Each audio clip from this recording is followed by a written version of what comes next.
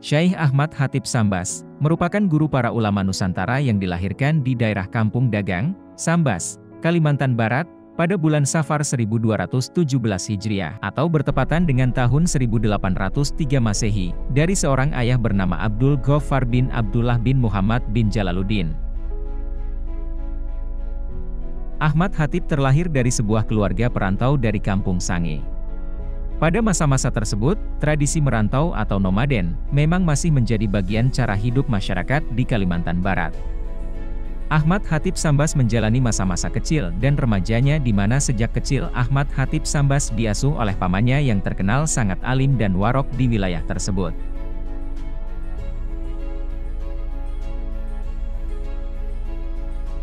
Ahmad Khatib Sambas menghabiskan masa remajanya untuk mempelajari ilmu-ilmu agama. Ia berguru dari satu guru ke guru lainnya di wilayah Kesultanan Sambas.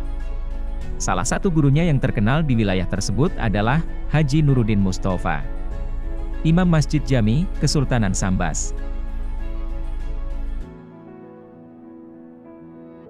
Karena terlihat keistimewaannya terhadap penguasaan ilmu-ilmu keagamaan, Ahmad Khatib Sambas kemudian dikirim oleh orang tuanya untuk meneruskan pendidikannya ke Timur Tengah, khususnya Mekah. Maka, pada tahun 1820 Masehi, Ahmad Khatib Sambas pun berangkat ke Tanah Suci untuk menuntaskan dahaga keilmuannya. Dari sini kemudian ia menikah dengan seorang wanita Arab keturunan Melayu dan menetap di Mekah. Sejak saat itu, Ahmad Khatib Sambas memutuskan menetap di Mekah, sampai wafat pada tahun 1875 Masehi.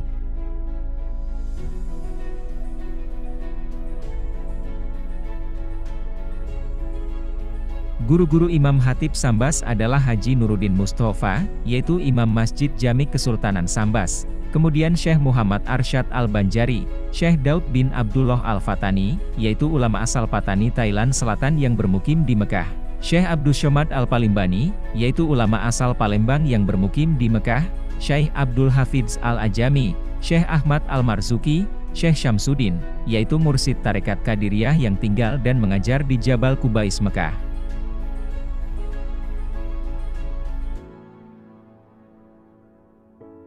Kemudian Ahmad Khatib telah menjadi seorang ulama. Ia pun memiliki andil yang sangat besar dalam perkembangan kehidupan keagamaan di Nusantara. Meskipun sejak kepergiannya ke Tanah Suci, ia tidaklah pernah kembali lagi ke tanah air. Masyarakat Jawa dan Madura mengetahui disiplin ilmu Syaikh Sambas. Demikian para ulama menyebutnya melalui ajaran-ajarannya setelah mereka kembali dari Mekah. Syaikh Sambas merupakan ulama yang sangat berpengaruh dan juga banyak melahirkan ulama-ulama terkemuka dalam bidang fikih dan tafsir, termasuk Syekh Nawawi Al-Bantani. Beliau adalah salah seorang di antara murid-murid Imam Khatib Sambas yang berhasil menjadi ulama termasyhur. Salah satunya adalah Syekh Abdul Karim Banten yang terkenal sebagai Sultanus Syaikh. Ulama ini terkenal keras dalam imperialisme Belanda pada tahun 1888 dan mengobarkan pemberontakan yang terkenal sebagai pemberontakan petani Banten. Namun sayang, perjuangan fisiknya ini gagal, kemudian meninggalkan Banten menuju Makkah untuk menggantikan Syaikh Ahmad Khatib Sambas. Syaikh Ahmad Khatib Sambas dalam mengajarkan disiplin ilmu Islam bekerja sama dengan para syaikh besar lainnya yang bukan pengikut tarikat seperti Syaikh Tolha dari Cirebon, dan Syaikh Ahmad Hasbullah bin Muhammad dari Madura.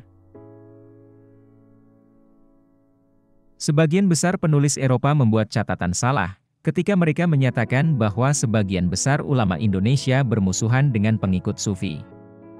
Hal terpenting yang perlu ditekankan adalah bahwa Syaikh Sambas adalah sebagai seorang ulama, dalam asti intelektual, yang juga sebagai seorang sufi, dalam arti pemuka tarikat, serta seorang pemimpin umat.